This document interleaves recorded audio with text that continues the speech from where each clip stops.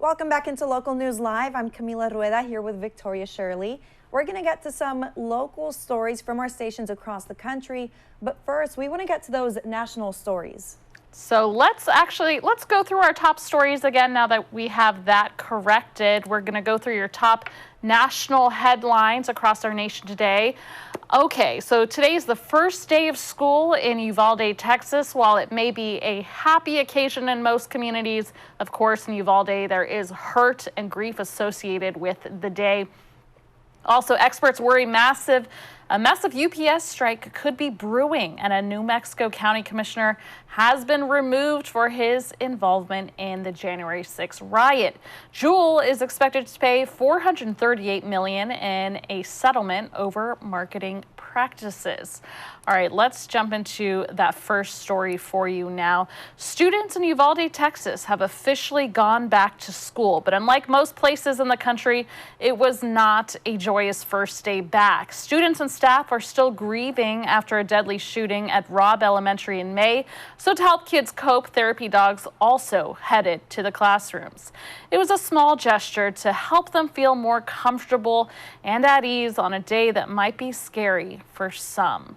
All right, now moving on to your next story here. Experts worry a massive UPS strike could be brewing. We'll dig into why here in a second. Labor experts say a massive strike could be brewing within the next year at UPS, the world's biggest package carrier.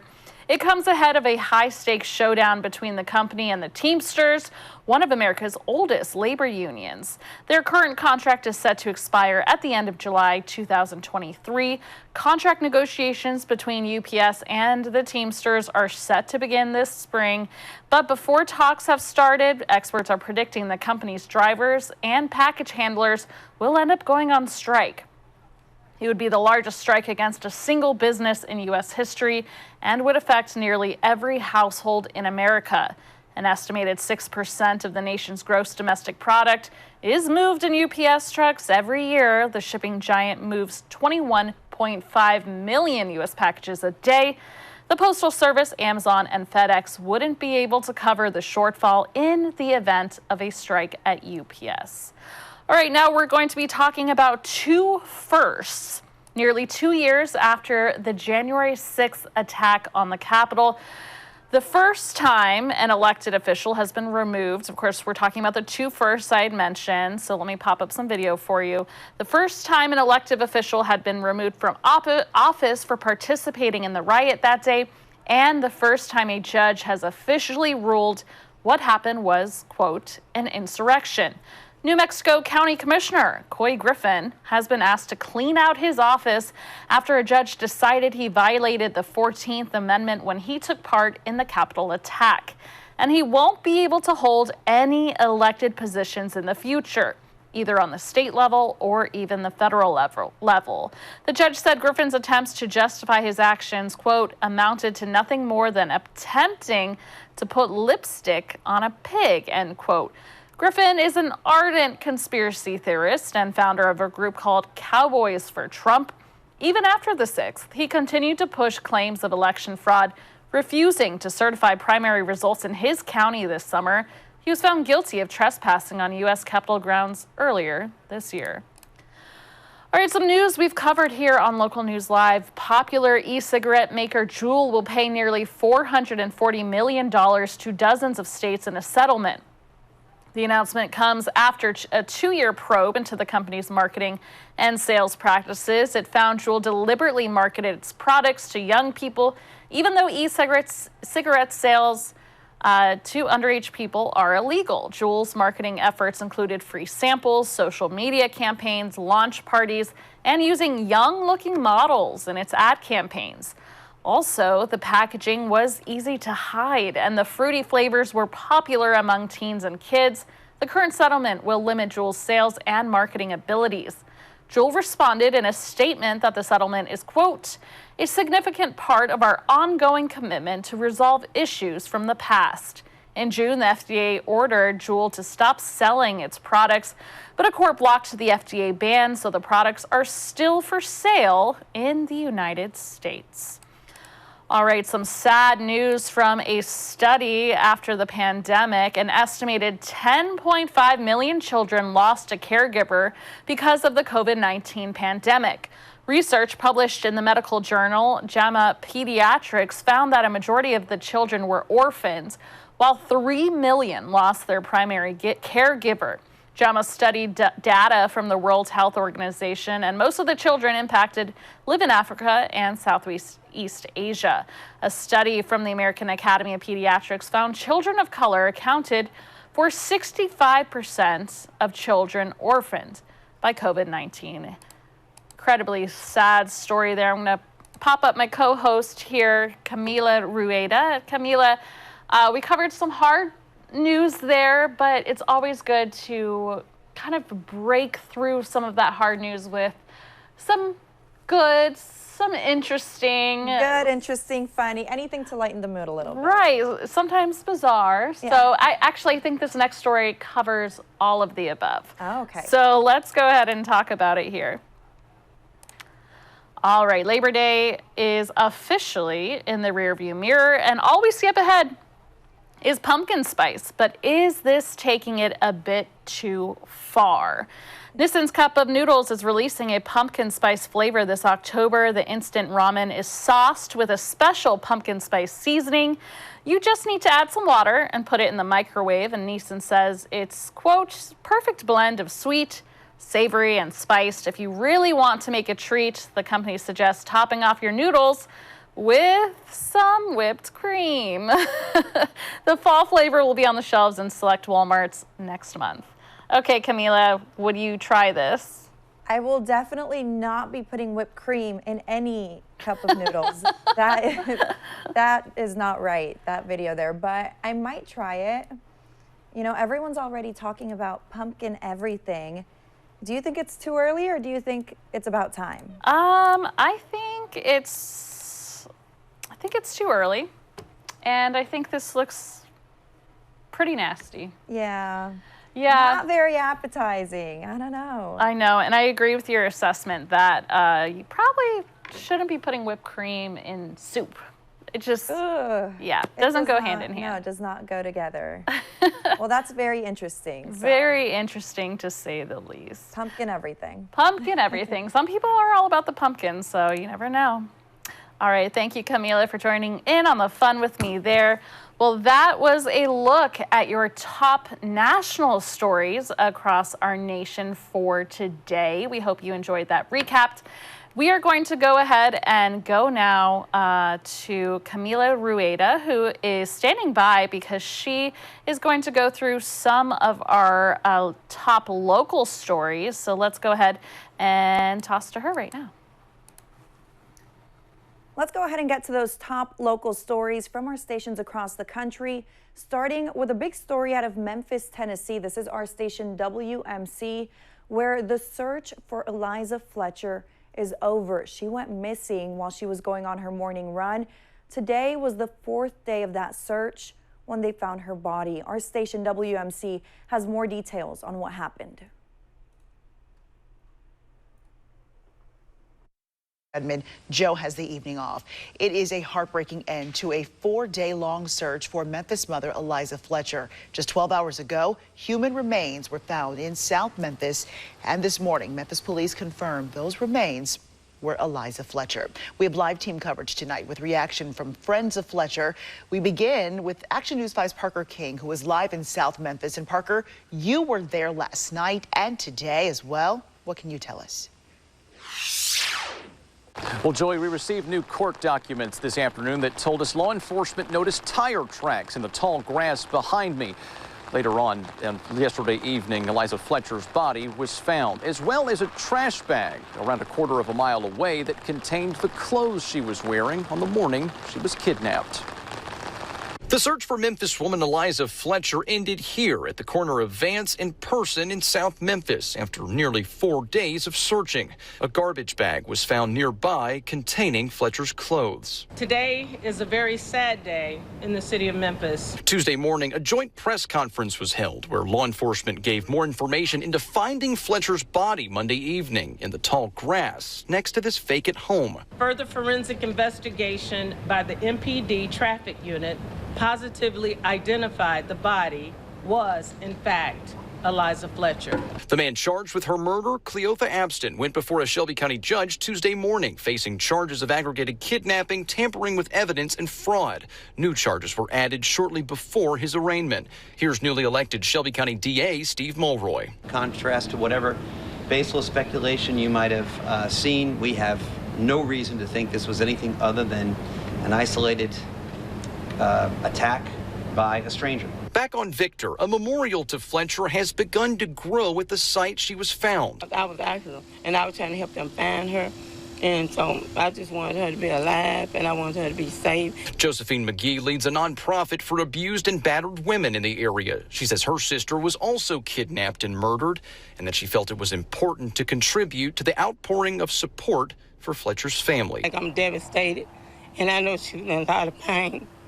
And I know she was scared. I know she was real scared. There's no information at this point on the manner of Fletcher's death, and police tell us this is still an ongoing investigation. As for Abston, he's scheduled to be arraigned for his additional charges tomorrow at 9 a.m. Live here in South Memphis, Parker King, Action News 5. Eliza Fletcher's family released a statement shortly after Cleotha Abston appeared in court, saying they are heartbroken and devastated. Here's more from the family statement. They go on to say, quote, "Now it's time to remember and celebrate how special she was and to support those who cared so much for her. We appreciate all the expressions of love and concern we have received," end quote. Action News 5's Walter Murphy continues our live team coverage tonight. And Walter, you actually spoke with the bishop of the Episcopal Diocese of West Tennessee, who is connected to St. Mary's School where Eliza worked. What did the bishop have to say about this tragedy? Well, Joy, of course she had to say that, you know, her as well as Memphis, the nation, are all mourning the loss of Eliza Fletcher. Now, we are now at the scene where she was abducted. Flowers have been placed here, and so many people, again, across the country, mourning the loss of the Memphis wife and mother of two, not least of which is the school Eliza worked at in Midtown. This statement released by St. Mary's School today read, in quote, "We are heartbroken at the loss of our beloved teacher, colleague, and friend, Liza Fletcher. Our hearts are with the Fletcher, Orgel, and Welford families. This morning, our faculty and staff started the day in chapel. We lit candles to remember Liza, who was a bright light in our community. Liza embodied the song that we sing every week in early childhood chapel. This little light of mine, I'm going to let it shine." Now, I did talk with the bishop of the Episcopal Diocese of West Tennessee, who, like you said, is connected to the Fletcher family and St. Mary's School about this tragic loss. Of course, our hearts and our thoughts and our prayers are not only with Liza's family, but also with those young students who are going to have to come to grips with a horrible tragedy at such a young age. The bishop also says there will be a lot of time to do things for the family and the school as the days go by, but right now they need time to grieve the loss of their wife, mother, daughter, and teacher. Reporting live in Memphis, I'm Walter Murphy, Action News 5. And today, condolences have been pouring in from local and state leaders. Governor Bill Lee released this. Let's go ahead and take a look at that tweet that Governor Bill Lee released. A lot of people sending in their condolences to the family. He said, Maria, his wife, Maria and I are heartbroken by the tragic death of Eliza Fletcher, a dedicated teacher, wife, and mother of two. You can find this on his Twitter page at GovBillLee. And of course, our station WMC out of Memphis will continue to bring us the updates as this investigation goes along.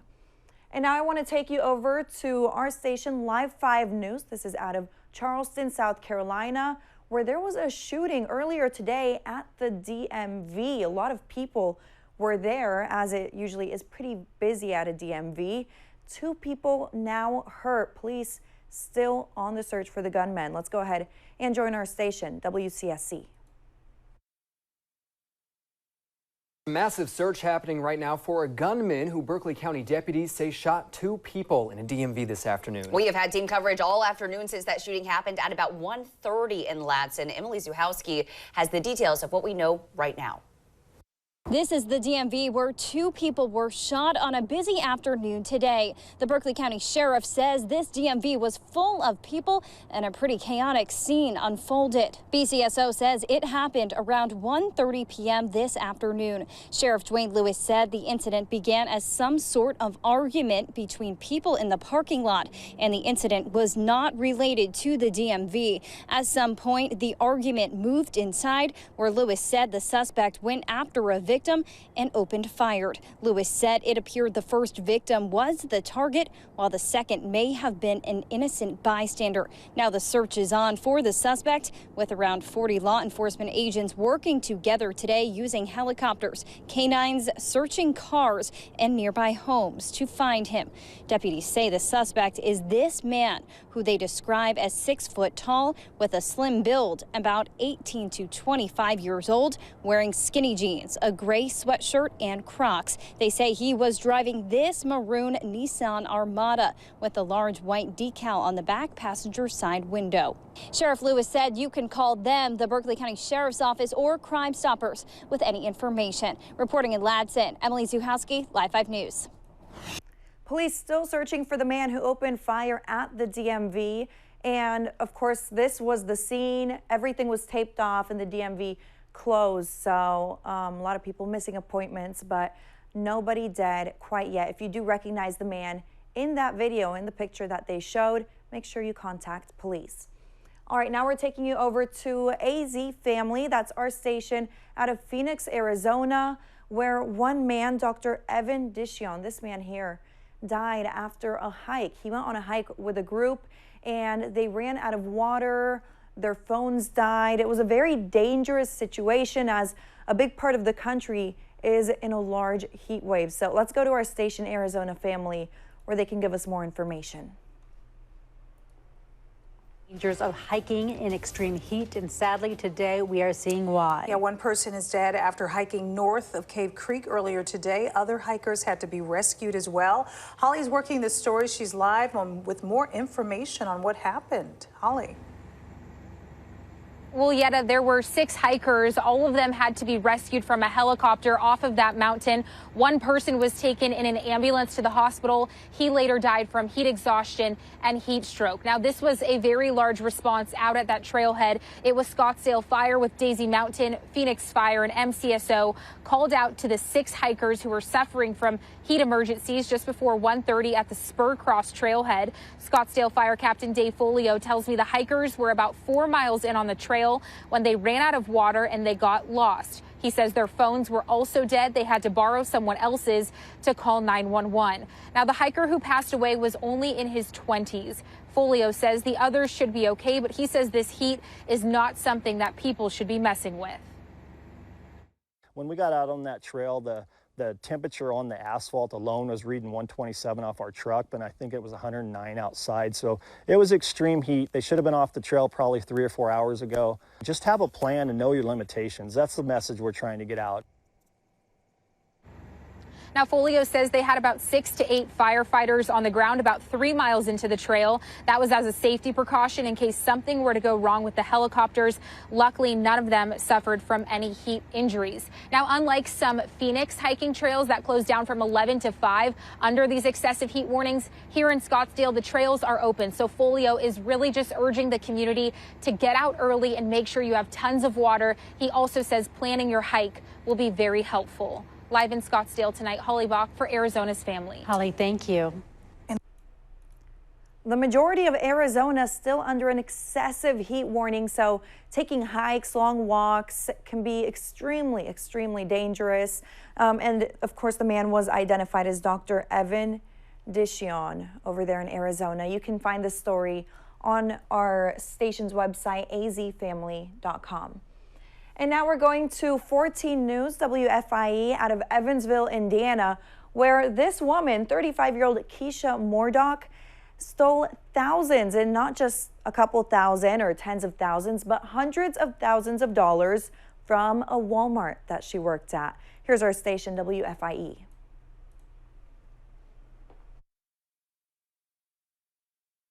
Accused of stealing hundreds of thousands of dollars while on the job in Evansville. 35-year-old Keisha Moordock is facing numerous counts of theft. The investigation started in May when police say they were notified by Walmart officials. They told police they have video evidence of Moordock taking about $46,000 to her car from April to May. Authorities say they think she took almost $225,000. Police say Moordock told them she worked at the Taylor Avenue store for 2 years. They say she admitted to violating the store's cash control policy, but denied stealing money. Investigators